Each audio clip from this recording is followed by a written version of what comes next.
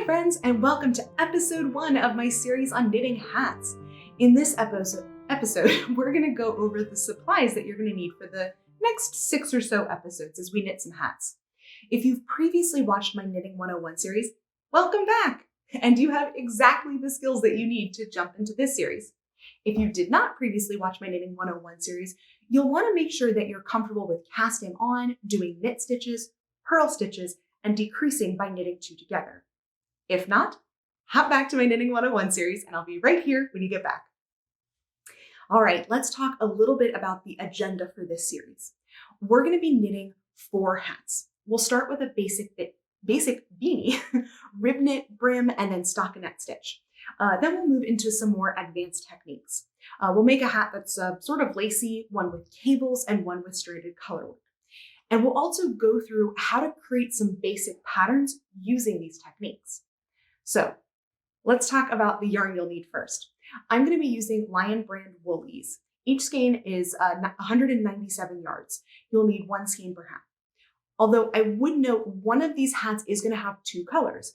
You can use the leftover from the first hat you do as the contrast color in the colorwork hat. If you do, you'll only need 4 skeins. If you do want to use a different color though, you'll need 5. So 4 or 5 skeins of worsted weight number 4 yarn that are about 200 yards. And that's about it for yarn. Now let's talk about needles, which is going to get a little bit more complicated. In this series, we're going to be doing something called knitting in the round. In the 101 series, we knit everything on straight needles. So you get to the end of the row, you turn around and knit back. When you're knitting in the round, you're connecting the last stitch to your first stitch and then knitting in a circle around and around. This is obviously very useful when you're knitting something like a hat or a sock or really anything where you need a tube, great for sweaters. Part of the reason I was so excited to get to this series is because I knit everything in the round.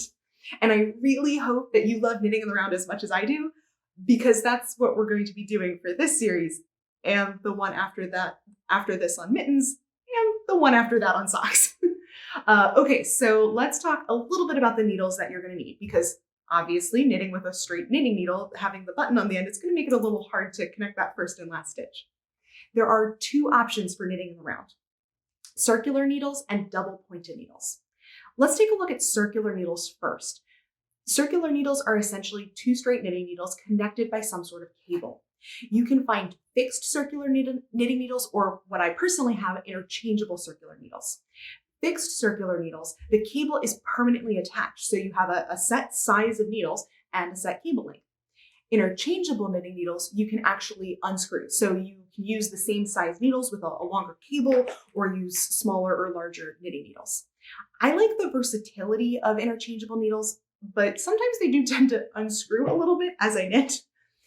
So if you want to make a lot of hats on circular knitting needles, or really anything of one that you need one set size of knitting needles for, I would recommend getting fixed.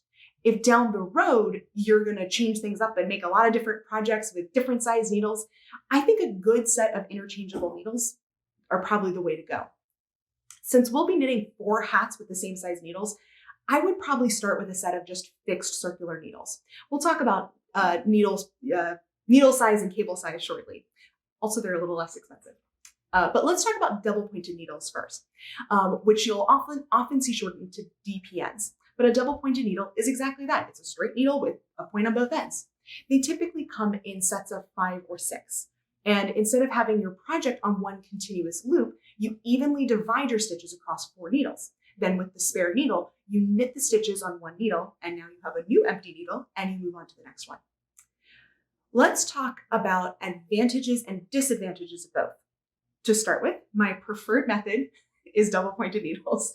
I actually pretty much only use circular needles if I'm knitting something flat that's really big. So I've done baby blankets on circular needles. It's a little easier to have the project hanging on the cable in between the needles as opposed to trying to have it on one giant long needle. It's just less cumbersome. But for most projects, I prefer double pointed needles. Part of that is just preference. It just feels easier to me in a way I can't fully explain. A few more identifiable advantages.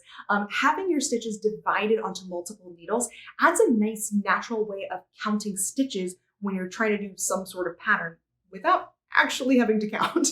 What I mean is that if I'm doing some sort of pattern and my pattern takes 10 stitches and I have 20 stitches on that needle, I know that I need to repeat that pattern twice on that needle.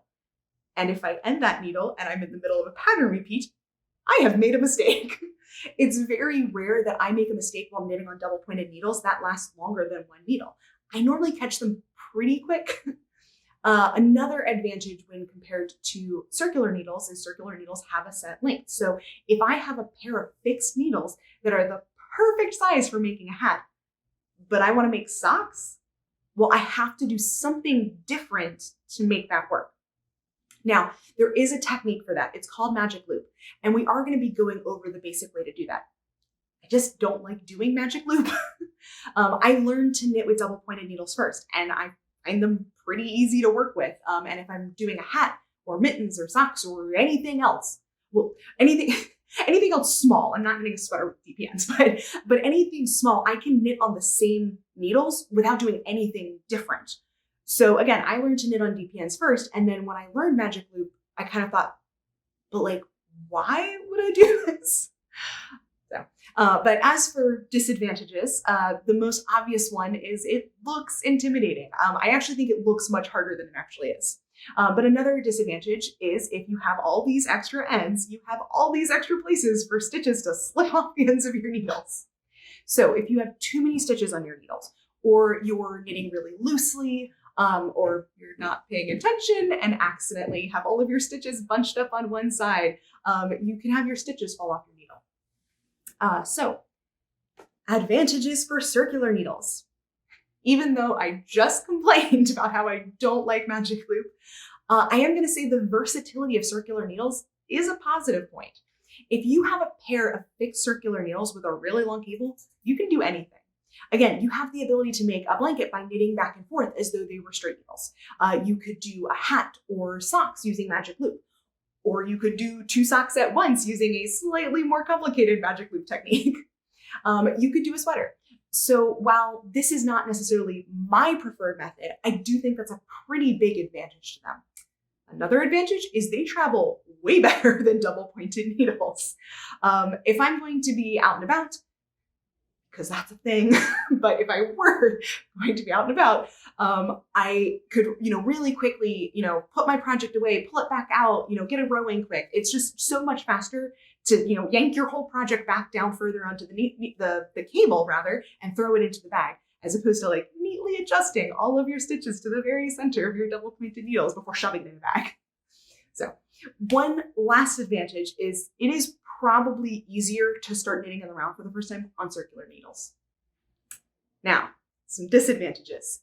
If you are, for example, knitting a hat and your cable is just about the right side around, but it's a little bit bigger than the hat you're making, it can be really frustrating to have your stitches stretched out, particularly on those first few rows before you really have that stretchiness that you're going to get with the rib. You could magic loop, but again, I don't want to. So managing your stitches and getting them evenly distributed can be a little bit challenging. Also, you don't have that natural division that you have with double pointed needles. So if you're working with a complicated pattern or an easy pattern that you just don't want to count, you'll probably want to use something called stitch markers, which we'll discuss shortly. There's nothing wrong with using stitch markers. I, again, just don't want to. I think they're small and fiddly, and I drop them, and then my cat tries to eat them. And I have a tendency to try and use as many tools as possible, but apparently as many needles as possible. So there's the basic rundown on circular needles and double pointed needles. If you watched my Knitting 101 series, I am sure you won't be surprised to hear me say, it's really up to you what you want to use. I recommend trying out both and seeing which one you like. Both have absolute die-hard fans, so it's not like one way is wrong or one way is truly better than the other. It's really just doing what you prefer. So, what size needles do you need? Well, we're still using worsted weight yarn, so we're still going to be using US size 8 5mm needles, with a caveat.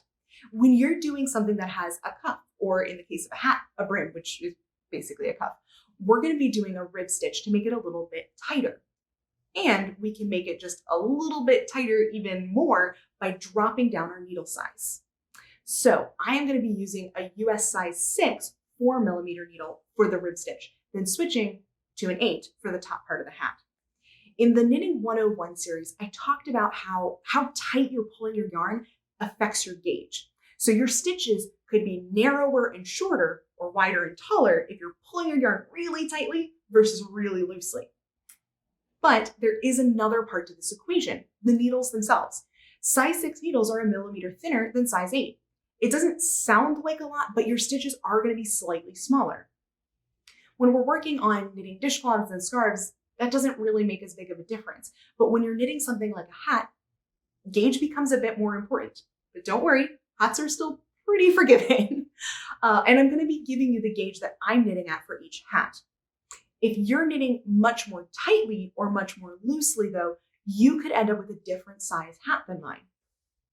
So, short of wearing a hat that just doesn't fit, you have 3 options. You adjust your knitting, which is really difficult. You adjust the number of stitches in the pattern, which, depending on the pattern, could be really difficult. Or you adjust your needle size. If your gauge is looser, drop down your needle size. Use a US 5 or a 7. If you're much tighter, go the other way. Use a 7 and a 9. When you're still building your collection of needles, that can be a little inconvenient, but generally that's going to be the easiest way to achieve the gauge you're looking for. So if you see a pattern has a certain gauge and you're not hitting it with the needles that the pattern recommends, just change your needles. One note though, if you are knitting really, really loosely or really, really tightly, you probably do want to work on your tension. If your hands are hurting because you're knitting so tightly or your stitches are uneven and loose, then you probably want to go back to the basics and practice that a little bit more. If your hands are comfortable while knitting and your stitches, look nice and even, then just change your needle size to get the right gauge. So to start with, I would recommend a set of fixed circular needles, size 6 and size 8. To be honest, you can kind of go with pretty much any length. I would say a 16-inch long would be a good size. Clover Takumi circular needles come in like 9, 16, 24, up to 48, I think. Since we're going over Magic Loop, you can do it on longer ones. I don't have any 9-inch ones to test, but I think you could do it on those too. For double pointed needles, again, size 6, size 8. And I would say 7 to 8 inches long. Clover Takumi has 7-inch ones, and I have some 8-inch ones. They work fine. All right, let's talk about a few other things that you're going to want to get for this series. Since I already talked about stitch markers a little bit, let's talk about those first. A stitch marker is just some sort of loop that you put on your needle that tells you where you are. So going back to that example of a pattern that repeats every 10 stitches, you could put a stitch marker every 10 stitches so you know when you get to that marker, you should be starting your pattern over. And if you're in the middle, you have made a mistake. You can really easily and really cheaply just make your own stitch markers, just knot a piece of yarn loosely around the needle and use that. What I actually do a lot is I just mark the beginning of my row when knitting in the round. So I will actually use my cast on tail and use that as a stitch marker, which I'll show you how to do next week. But there's also stitch markers that you can buy. A lot of them will just be something where it's just a little circle. You put that on your needle, and then when you get to it, you just move it over, kind of like a slip stitch. I'm actually not the biggest fan of these. I don't like that you can't remove them or move them until you get to that place in your work. I also don't like that they have to be on your needle. This last December, I did a bunch of these small Christmas ornaments with really thin yarn and tiny needles and 2 colors at once. So I had a lot going on in not a lot of space. I wouldn't have wanted a stitch marker on my needles that could potentially just kind of be in the way while I was working. And because of the shape of them, using the tail after a certain point wasn't a great option. So what I used instead were ones that are kind of like safety pins. You also sometimes get them when you buy clothes. The tags will be pinned on with them, so you can keep them and use them as stitch markers. I like that kind a lot. Or really just any kind where I can take them off, put them on the needles, put them on the project, pretty much use them however I want. Another advantage of that type is that if at some point you pick up crochet, you have to use this type. You can't use the closed circle ones. So for 3 of the hats, that's really all you're going to need. But we are doing a cable hat. And for that, I want to talk about cable needles. When you knit a cable, what you're doing is reordering the stitches. So maybe you're pulling some of the stitches off, knitting the next two, and then knitting those two that you had pulled off. So you're kind of creating a twist. When you first start knitting cables, you're probably going to want to do that by having an additional needle to scoop up those two stitches and move them out of the way so you can knit the next two and then knit those two off the cable needle. That is absolutely what I would recommend for your first project with cables. Down the road, if you really like knitting with cables, I would recommend working on learning how to knit them without a cable needle. I am going to go over that in this series, but I would think of it just a little bit more as, do it with the cable needle. When you're comfortable with that, revisit it and then try to learn how to do it without the cable needle. If you want to do something that has lots of cables or really complicated cables, doing it without the additional cable needle is going to speed up the process immensely. But again, I would recommend using cable needles, and you can find all kinds of different types. You can also just use a spare double pointed needle, but this is what a cable needle looks like. It's short and it has like a bend in the middle or a V shape. If you search online, you might also see these hook ones. Possible controversial statement. I don't actually think that's a cable needle. It's super awkward to use as one. I think it's just an open stitch holder, but if you search online for cable needles, these come up. I don't know, but I would definitely get the other type with the bend or the V in the middle. And I'm not sure what brand I have. I've kind of had these forever and I don't really use them, but you can find them at any craft store or online easily. So I think I have rambled on enough. Short recap here. 4 to 5 skeins of worsted weight yarn, number 4, worsted weight, each skein about 200 yards. US size 6, 4 millimeter, and US size 8, 5 millimeter circular needles, 16 inches long, and double pointed needles, same size, 7 to 8 inches long. Some stitch markers, and a pack of cable needles. And of course, your standard things that we have discussed before.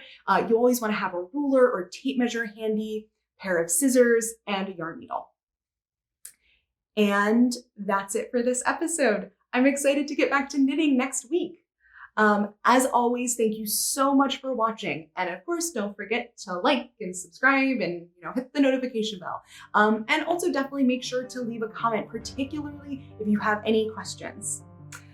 So thank you so much again for watching, and I'll see you next week.